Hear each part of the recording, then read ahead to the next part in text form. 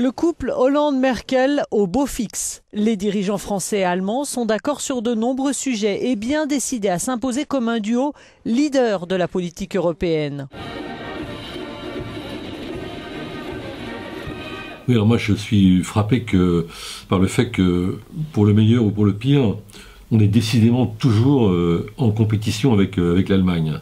On se compare toujours avec l'Allemagne et on a l'impression aussi que nos politiques sont toujours guidées par l'Allemagne. Alors ça vaut pour le traitement de la crise grecque, hélas, ça vaut pour le modèle de relations sociales. Enfin, on a toujours l'impression que l'Allemagne, c'est le capitaliste parfait, quoi, en somme. Et c'est le cas encore pour la question des migrants. Et cette fois, c'est pour la bonne cause. On suit l'Allemagne pour le pire le plus souvent et parfois pour le meilleur.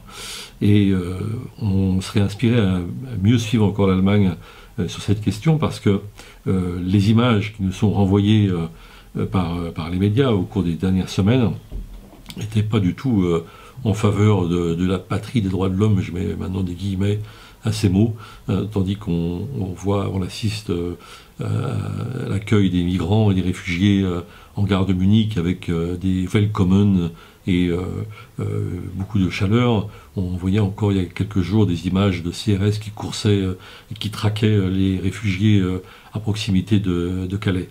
Alors, ce qui est intéressant, c'est de se poser faisant la question de pourquoi cette différence, cette question des migrants.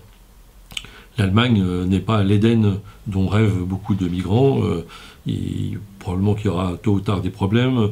Ça commence à ruer un peu dans les brancards du côté de la droite de la CSU, la droite bavaroise.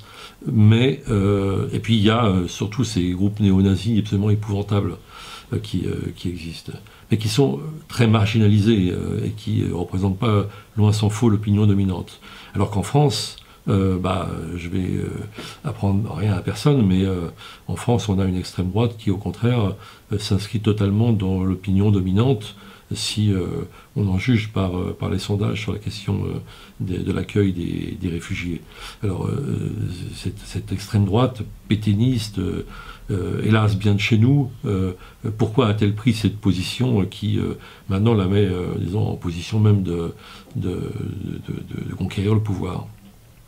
Alors, la réponse que je donne à cette question, parce qu'il est trop facile simplement d'incriminer le Front National, enfin on enfonce un peu ici une porte ouverte, hein, c'est évidemment qu'il y a une droite qui est la droite sarkozyste, hein, qui a légitimé le discours de l'extrême droite. Il n'y a pas d'ailleurs beaucoup de différence entre le discours de Sarkozy et celui de Marine Le Pen sur cette question, mais pas seulement la droite de façon plus insidieuse, avec un discours qui est un discours de méfiance, d'amalgame souvent entre l'islam et le terrorisme. La gauche de gouvernement a également sa responsabilité. On a aussi un petit peu développé l'idée qu'il y avait une seule sorte de français possible, avec un profil très précis, etc., une culture unique, etc.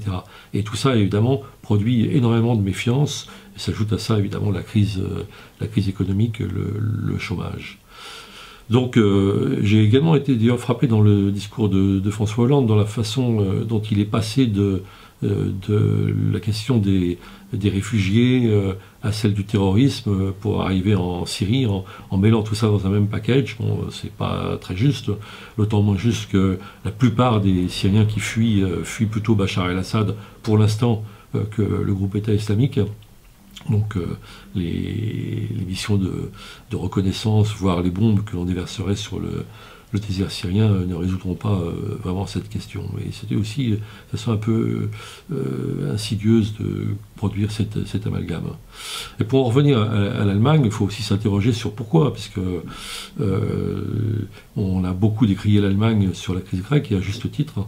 Alors je crois qu'il y a plusieurs raisons à ça. Il y a une raison, évidemment, soyons pas naïfs, démographique et économique. L'Allemagne a une crise démographique, beaucoup plus que la France, elle a besoin de bras et de compétences nouvelles, et donc ça peut en effet résoudre en partie cette difficulté.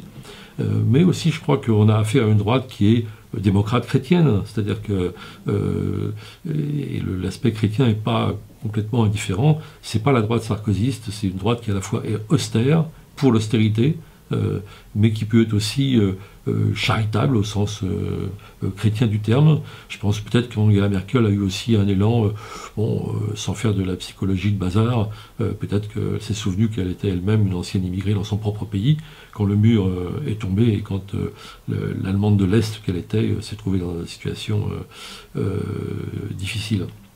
Simplement, il y a tous ces facteurs qui ont dû jouer.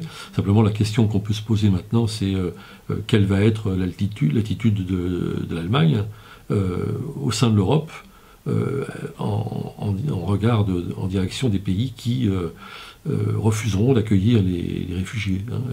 Est-ce que cette Allemagne aura la même sévérité à leur égard que la sévérité qu'elle a manifestée à l'égard de la Grèce? Autrement dit, est-ce que pour l'Allemagne d'Angela Merkel, la xénophobie est aussi grave que la dette, ou est-ce que la dette est plus grave que la xénophobie? Et là, j'avoue avoir quelques craintes sur la suite. La une cette semaine n'est pas tout à fait indifférente à ce problème-là, puisqu'on repose la question finalement indirectement de la Grèce, et plus largement de quelle Europe, et existe-t-il un plan B? Il y a beaucoup été question de plan B. Alors, il y a eu des pistes monétaires qui ont été avancées, mais plus généralement, disons, un plan B politique. Et Michel Soudet, notamment, a coordonné un dossier sur cette grave question qui se pose pour l'avenir de l'Europe.